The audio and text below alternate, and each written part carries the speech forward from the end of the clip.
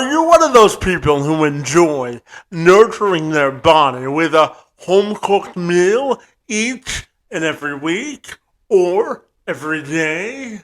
Do you relish the benefits of cooking at home from a nutritious and convenient standpoint? Do you maximize your time in the kitchen to live a healthier, happier, and more productive lifestyle? Or do you enjoy the quick and easy convenience of eating out? Well, in order to provide some background context to this conversation, I want to provide you with some data from our friends over at OnePoll. According to a recent survey conducted by OnePoll on behalf of Bosch Home Appliances, it revealed Americans spend roughly 67 minutes in the kitchen every day, which is equivalent to approximately 400 hours in the kitchen every year. Statistics from 2019 also indicate only 8.4% of Americans spend more than an hour cooking a weekly meal. If you spend any length of time with my friend Amy Lawrence, she'll help you rededicate yourself to a love of cooking and show you the practical and tangible benefits of a good home-cooked meal and how it can help you lose weight, save time and money, reduce calories, and so much more. And not to mention having fun along the way. As a respected food blogger and the CEO of Gourmet Done Skinny, Amy helps people save time, money, and calories with her unique food prep method, and she's combined her love of cooking and her experiences in life to produce healthy and gourmet recipes for her food blog, gourmetdoneskinny.com, and helping people to live happier, healthier, and more nutritious lifestyles, all through recipes, conversation, and a passion for cooking. And Lawrence joined me this week to tell me more. I'm Kevin McShann. Let's have this conversation.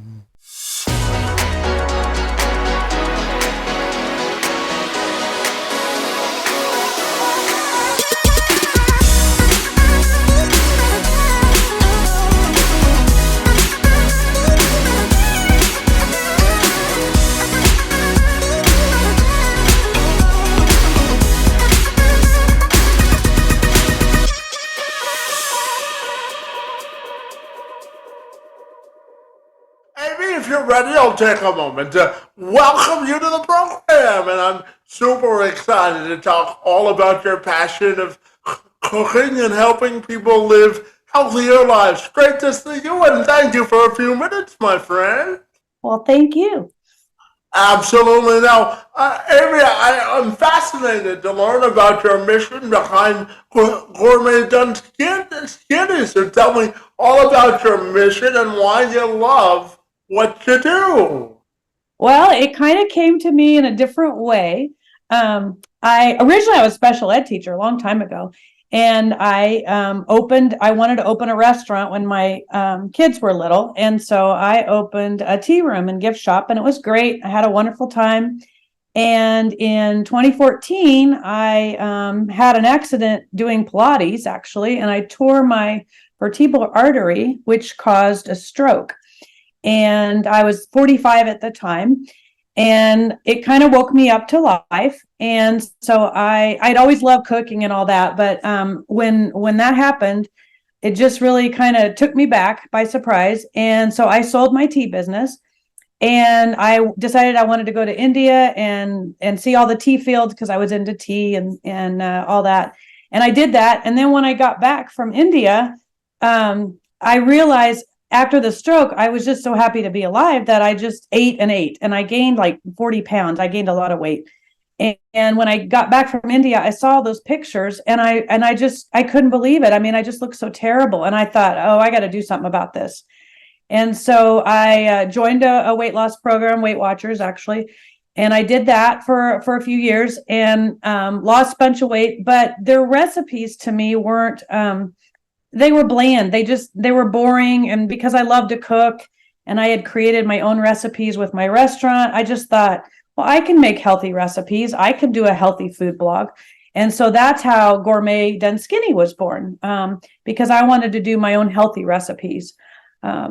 So that's how my passion. I've always loved to cook ever since I was in the 6th grade. My mom hated to cook, but I always loved to cook. And opening the restaurant was great, and I loved doing that. But really, my food blog and my food membership, that's what I'm really passionate about now, for sure. Yeah, absolutely. And just going back to your tea room for just a second, because I know it's also won some awards. So Yeah. I'm sure Yes, that it did. yeah, I'm sure that was a positive time in your life. And tell me, how did that experience help you to sort of propel your next chapter? I'm fascinated. Well, so I had taught special ed for like 11 years, and then I decided to stay home. And I'm just not really a stay-at-home mom. So, but I had gone to a tea room with my mom, and I just absolutely loved it. It was selling gifts and creating beautiful afternoon tea sandwiches, desserts, and things like that. And so I was very passionate about it, but I had no restaurant experience at all. I just was a home cook. I liked to cook, and everybody told me it couldn't be done, but I didn't listen. And so I opened my tea room, and yeah, we won best tea room in the small tea room in the U.S. in, I think it was 2006. And I did that for 7 years. I loved it. I really did love it, but it was a lot of hard work, and I had 13 staff. And at some point, I decided that was a little bit too much for me. So that's when I closed it and I opened a tea shop. My husband got a job with Amazon, and we moved to Washington. So I opened a tea shop in Washington for a while. And then that's where I had the stroke and everything else happened. But yeah, all the hard work and all the learning how to food prep and all of that, a lot of that came from the tea room, from those tea room days, making homemade food and making everybody feel wonderful and have this wonderful tea experience with their friends. And I don't know, I was very passionate. Food to me is love, and I'm very passionate about that. Serving beautiful food for people. Yeah, absolutely. And just before we move on, I have to commend you for the 11 years you spent as a special needs educator, Amy, because I was born with cerebral palsy, so there's a special place in my heart for special needs educators. So I just wanted to say thank you for dedicating a portion of your life to that. That was fabulous. Oh, you're welcome. Yeah, that was a really near and dear time in my life. I taught mostly autistic students, severely communicative handicap student, non-communicative autistic students for a good chunk of those years. So I did have cerebral palsy in some of my earlier classes. So yeah, special ed is definitely near and dear to my heart, for sure. Just quickly tell me how that portion of your life inspired you, if at all. Well, that one actually got inspired when I was in the 2nd grade. I went to this elementary school in Kansas, and it used to make me mad. They used to make fun of the special ed students in the playground. And I don't know, it just made me mad. And I don't know, there's something about that made me want to do special education and be a special ed teacher. So Well, I went for my master's, and I didn't even teach really regular ed. I went straight for special ed. I don't know. They just called out to me. So. well, I have to tell you that you have to be cut from a certain fabric to do that job. So I want to again celebrate that for you, because it's important work, isn't it? Well, it is definitely. Yes. And wow, what you do is so important too. I'm just so impressed with your whole background and everything. I haven't dug into even, I mean, a fourth of it, I'm sure, but wow, I've just seen your YouTube videos and you're amazing. You really are Well, such a role model for well, every, yeah. well, thanks so much. Yeah, I'll share just a little bit about myself since you brought it up. So, Amy, I have lived my entire life with CP, and I actually found out at the age of 9 because of the severity of my CP that I wouldn't be able to walk for the duration of my life without assistance. But I always tell myself that inclusion is the gateway to independence, and Yeah. we're all dealt sort of a deck of cards, and I try to stack my deck in my favor, right? So that's Well, you have done that for sure. My gosh. Wow. And paved the way for other people for sure. well, I hope so. And life is all about giving back and paying it forward, isn't it? Definitely. Yes, most definitely. Yeah, no, I'm curious to ask you also about food prep, Amy, and the importance of uh, food prepping correctly because I know there's a sort of inexact science to doing that, and there's a real benefit to doing it correctly, isn't there? Oh, definitely. And I do it a little bit differently than most people. A lot of food prep programs you'll see they're very like type A, very scripted, like Monday you make this, Tuesday you make this, Wednesday you make that. And I don't do that. That's not me at all. I like to create beautiful meals and then I freeze a bunch of like different parts. And then I go to the freezer, like when I don't know what we're having for dinner tonight. I'm just going to go to the freezer around 5 o'clock and I'll pull out my different parts and combine them all and make a wonderful meal. So I do things a little bit differently than other people. Um, and I do a lot of portioning where a lot of people will like say freeze a whole lasagna. I don't do that. I make a lasagna, say, and I cut it into different into pieces, smaller pieces. I'm a big believer in modifying or not eating so much at a time.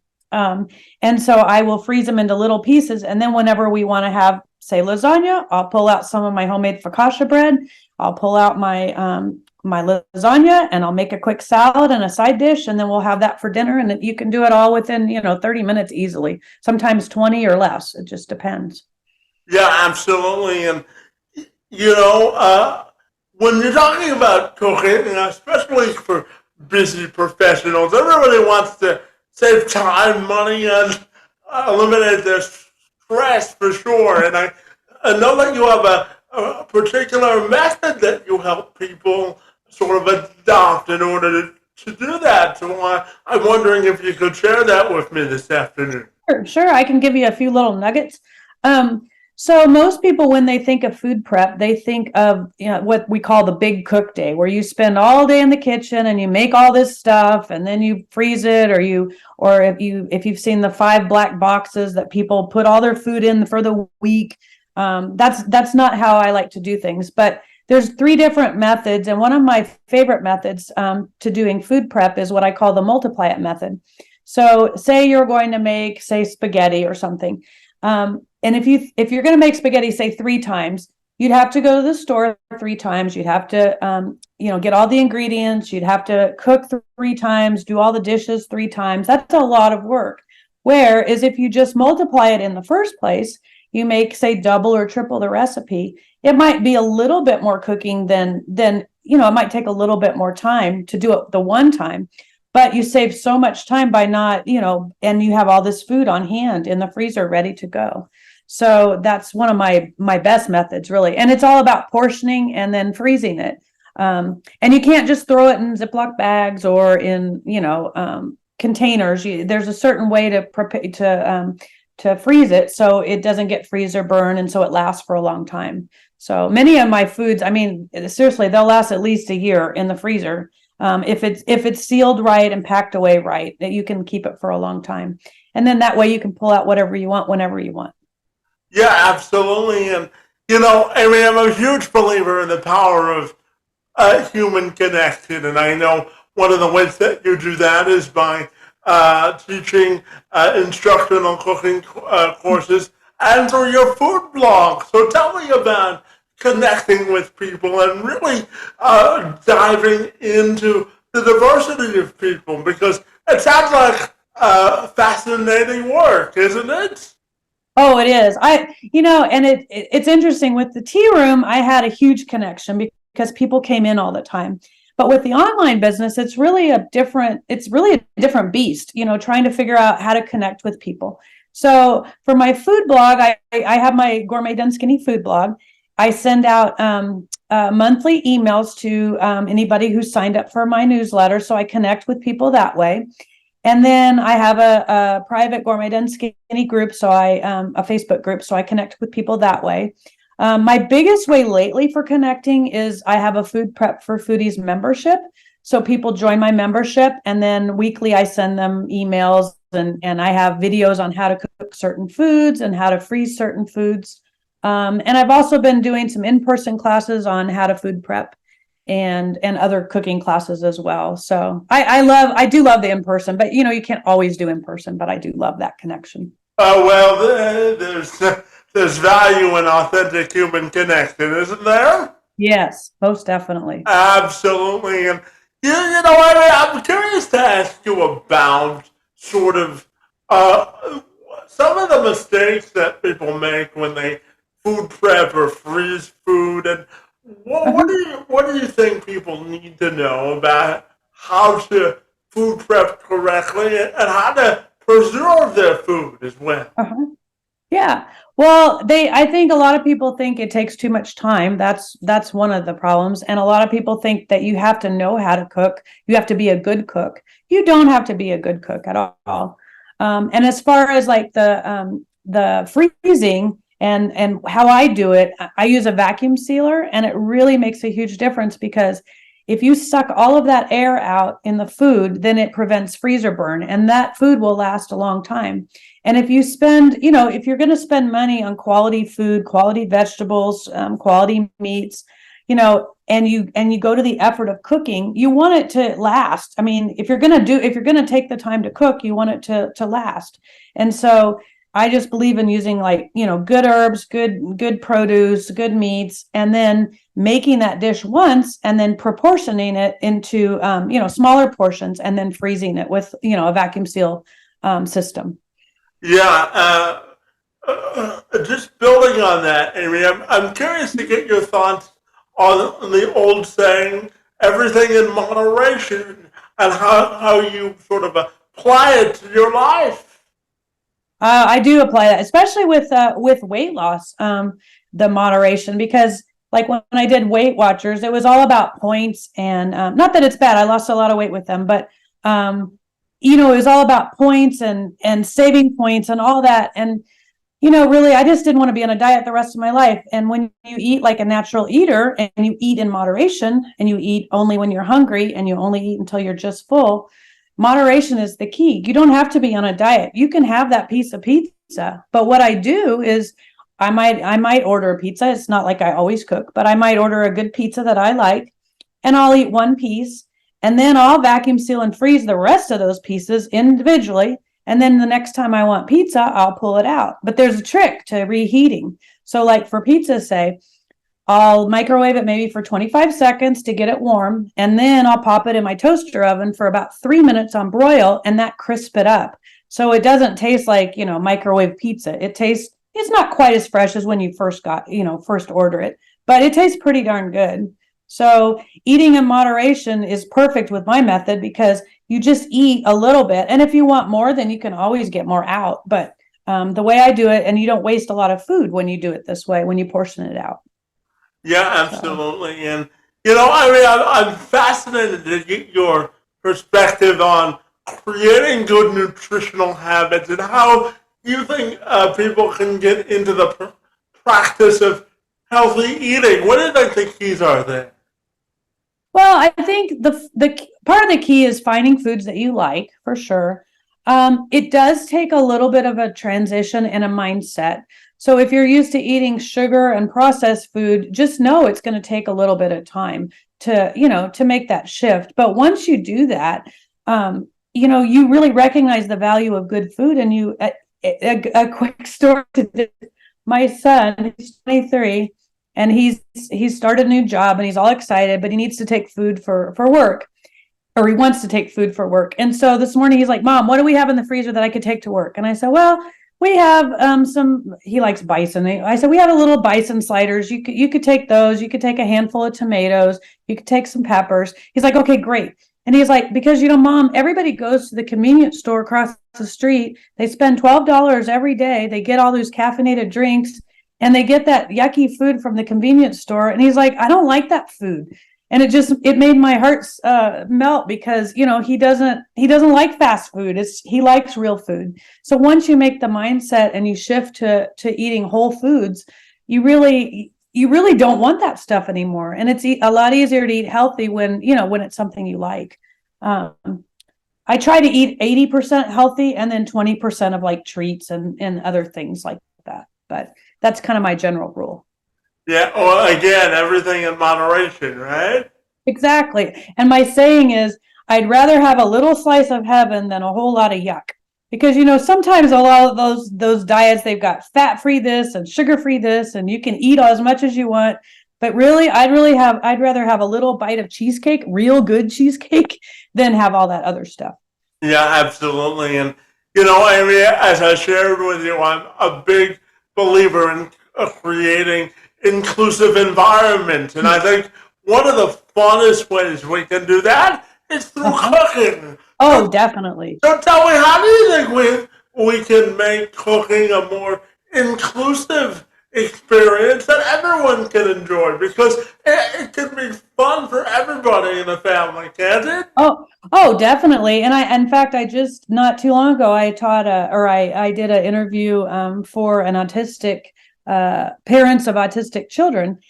And I talked to them about how they can include their kids in cooking activities. I mean, even nonverbal kids can do that kind of thing. Anybody, really. I mean, it's just a matter of figuring out the roles that people can do. Some people can stir. Some people can, cut things up. Some people, I mean, like with the autistic children and that interview that I did with them, you could have the kids bag up the rice or whatever, the casserole or whatever it is, and you could have them, if they're not very good at whatever, they could just push the button. I mean, it doesn't have to be big. It could just be just as simple as pushing the button on the vacuum sealer, and you could have somebody scoop. I mean, there's all sorts of different ways to include everybody in this.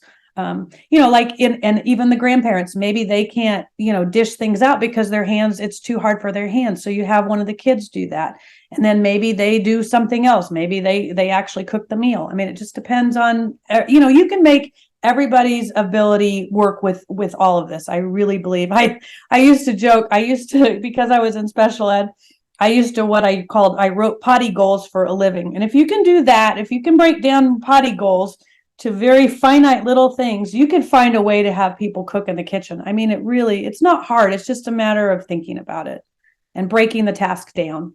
Yeah, absolutely. And, as we started our conversation this afternoon, Amy, I talked about passion and purpose. And I know that you've been in this industry since 2003, and you've also been, as you mentioned, a restaurant owner. So I'm curious to get your thoughts on how the hospitality industry has sort of shifted. And when you talk about finding your passion in life, I'm curious to get your thoughts, whether you have any advice for people like yourself that want to do the same thing that you did and work with your passion. What are your advice there as well? Yeah, well, working with your passion, you never know where that inspiration is going to come from. And, just take as many classes as you can on absolutely everything. I was just talking to my son about this the other day. When I was in high school, I worked at a gift shop, and my boss hated her job. And so I got to do lots of things. I got to order everything. I got to do all these special things that normally as a high schooler you wouldn't get to do, but I really enjoyed the role, and I loved it. I didn't know that later in life that would help me, do my own business. And we're working at a pizza restaurant when I was younger. That helped me do my restaurant business. You never know where all your inspiration is going to come from. It all kind of accumulates over time.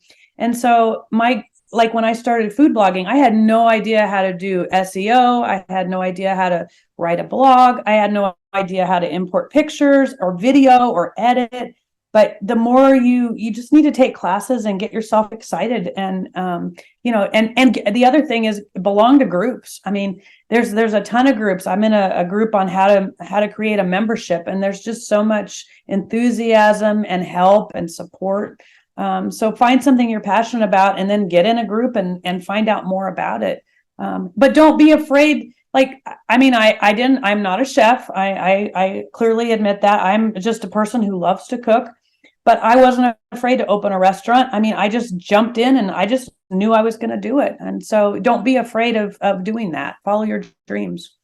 Yeah, Sure. absolutely. And, Amy, I'm curious to ask you about how you define commitment, because I know you've done everything from teaching cooking classes to writing blogs to writing more than 15 books, and you're also a cooking instructor. So I'm curious, where does your sense of commitment come from, and what does that word mean to you? Well, commitment is everything to me. I don't know. I stand, if I write a goal, I'm going to do it. I've just always been one of those passion driven people. Every night I write three things that I have this little dry erase, desk mate thing. And every night I write three things that I'm going to work on tomorrow that I really want to get done. And I don't know. I just have this drive to succeed. I've always had it. I don't know. And I think it's because I love what I'm doing. If I didn't love what I'm doing, I'm not motivated. So, in school, people told me, oh, you can't take this class. You're not going to be very good at it. Well, it just made me want to take it even more and do it. I don't know. I don't like being told no, I guess. That's another thing. Yeah, it's always good to bet on ourselves, isn't it? Oh, definitely. Definitely. That's for And sure. yeah, I mean, I'm curious to get your perspective on how your food blog has positively impacted people. What sort of a difference has it made? Well, hopefully it's made a big difference. I mean, I've given people, alternative recipes for healthy things. And I don't know. I kind of go against the food blogging industry. There's so many rules and things that you should do. And finally, I just kind of gave up with some of that stuff. And I just decided, what would I like if I were looking at a food blog? And so I have step-by-step instructions with pictures. It may not be the fastest thing, but I just want my people to be able to look and see step-by-step how to cook something. So I kind of go with what my users want, and that's how I do my blog. I don't worry so much about the form and all that. I always have like how to make this recipe and pictures. And I have shied away from the counting calories because I'm more of an intuitive eater now. So my earlier recipes had Weight Watcher points and calories and all that. Now I just have calories, because I'm more about eating in moderation and making smaller portions than counting calories. I don't count calories anymore.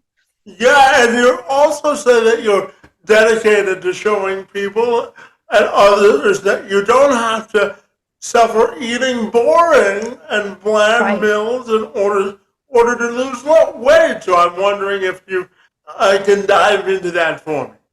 Yeah. So, a lot of times we think we need butter and oil and, lots of cheese and all this stuff in order to make a recipe good. But really, if you use quality ingredients, you use fresh veggies, fresh meats, if you can use a lot of herbs, and that will make it not boring, not bland. And also you can use oil. Like I have a little mister that I put olive oil in, good olive oil. I use just a couple of squirts of that instead of using like a whole tablespoon of oil. So there's lots of tips and tricks you can do to make recipes more healthy, but you can make them definitely more flavorful if you use, good produce and good herbs and spices. And tell me, why do you love recipes so much and showing people the step-by-step sort of guide on how to create healthy recipes? So why does recipes and creating recipes really get a night of fire for you? Well, it just really does, and it's so funny because um, the way I cook is not it's not usually like measure this out. I one of my tea cookbooks was called A Little of This and a Little of That, and that's how I cook. But for the recipe blog, I know people can't do that, so I definitely put how much to put. But I want it simple for people to be able. I mean, really, it's not hard to follow step by step directions, and so that's why I like to. I don't know. I just and it's funny whenever I make my own recipes, I find myself like varying it or altering it, and it's like, oh wait, you've already done this. I don't know. I don't like to follow a recipe. I like to just create. That's just what I like to do when I'm cooking. And I always Yeah. think, oh, this would be good, so I'm going to add a little of this, or I'm going to add a little of that. And I want people to be able to experiment with my recipes. Well, experimentation is the fun part when you cook, right? Right. Oh yeah, definitely. Definitely. Yeah, absolutely. And I mean, I'm curious to ask you, what's the best part for you for being a mom? I'm fascinated. For being a mom, there's just so much. Right now, I'm really enjoying my son. He's 23, and I enjoy our conversations because he's an adult, and it's just interesting to hear his views on life. And it's just, I don't know, I'm really enjoying the connecting. I loved it when he was little too, both of my kids. But I'm really enjoying this adult connection. And my oldest son got married last month, and that was, oh, I love that connection. That was just so much fun with the family and everybody. We just had a blast. Well, I tell you, when your kids still want to hang out with you after they turn 18, you've done something right, right? That's true. I hadn't thought of it that way, but that's true. That's exactly right. And, I mean, for anybody watching or listening to this, I'm curious to get your thoughts on if they really think cooking is a passion for them, how do you think they can really use cooking as sort of a long game for creating a career? What do you think is the key to longevity in this industry?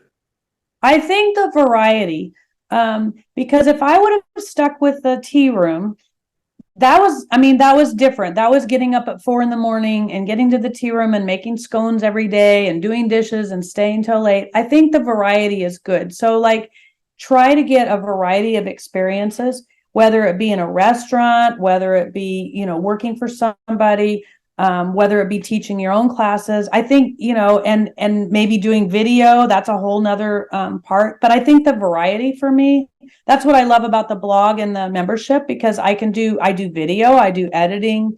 It's not just about the cooking, but I love all the parts actually. But I think it's, having a lot of variety. If I just cooked every day, and just like, I wouldn't do well if I worked at a restaurant and just cooked every day.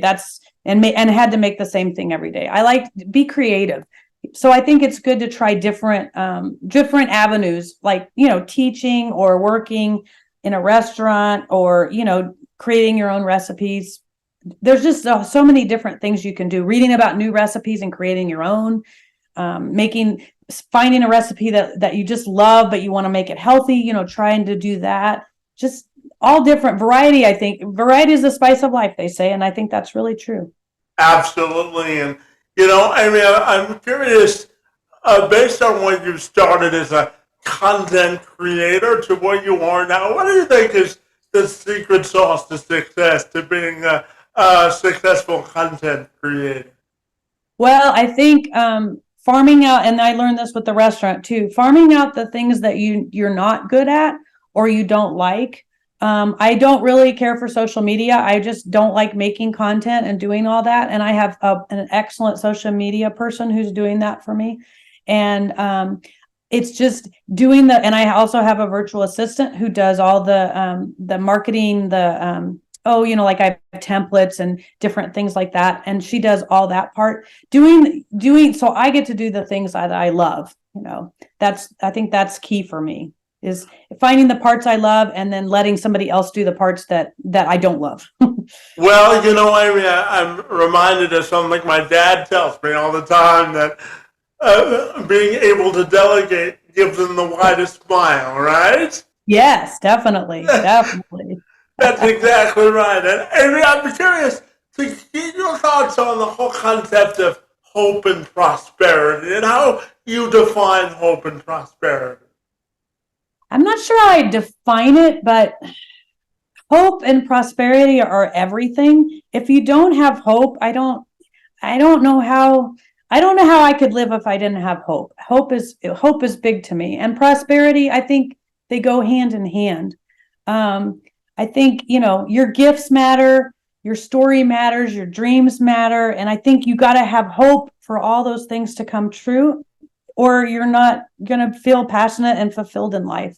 So I do believe hope is absolutely everything. And you need to have a dream and you need to go for it, and, and not listen to what other people say. People told me before that the little tiny town in California where I had my tea room, they told me it was a beer town and it was not a tea town, but I proved them wrong. So, I had hope. Well, Amy, I always wake up every morning and I tell people that the only set of expectations you have to meet are your own, right? Exactly. Right. Definitely. Yeah, and Amy, tell me about your latest book. I know it's an international bestseller, The Power of Food Prep. So tell me about the book and the mission behind writing it as well. Thank you. Well, yes. So that happened last year, and it happened actually because I was a member of this weight loss group, and it was Cookie Rosenblum's group, and she asked me to be a guest speaker and talk about food prep and for her members. And so I just thought, well, I'll put together some things for food prep. And so I put together some things, and so I went on her group, and I showed her members how I do food prep. And I really just didn't think it was anything special. I just thought it was just everyday ideas and no big deal. But her members went crazy. They loved it. They absolutely loved it. And so that's what made me realize, wow, maybe I should think about writing a book, because I'd written all these other books for my recipes. And I thought, I'm going to try to do this. So I'm going to write a book. And so that's what I did. And I luckily, a cookbook is very different from this book. This book does have recipes in it as well, but this book has a lot of stories in it.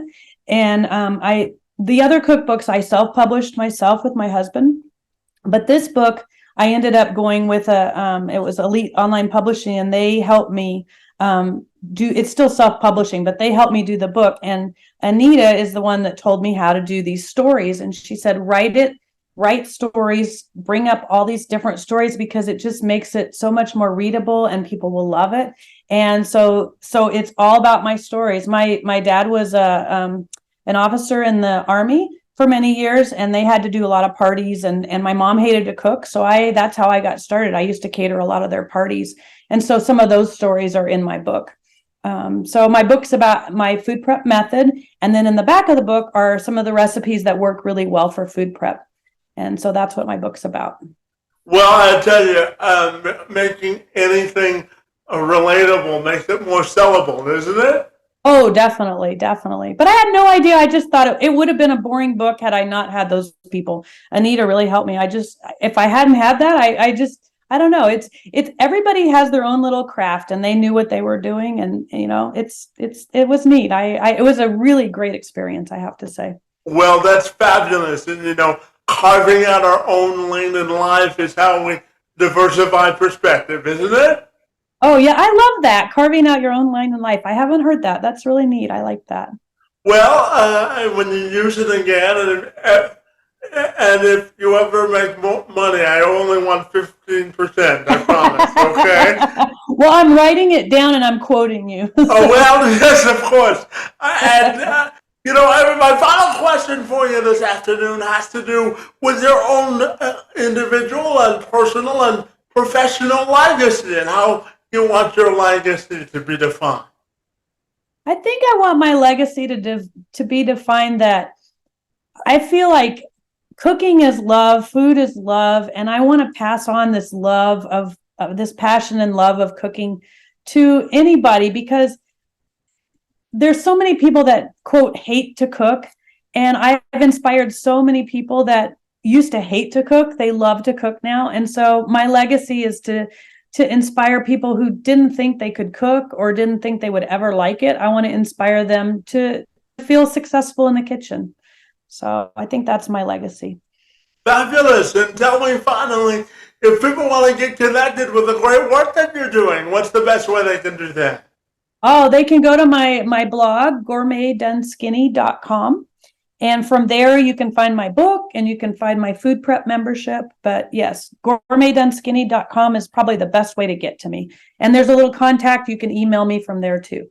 Well, fabulous, Amy. I have to tell you that you're my last podcast of the week, and you brought energy and enthusiasm to our conversation. I want to commend you for the great work that you're doing to help us live in a more healthier world and get people inspired and ignited for a passion for cooking. So your work in the space and time on my behalf is most appreciated, and I want to thank you for being here today.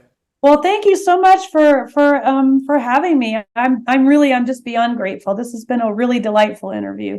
Thank you so much, Kevin.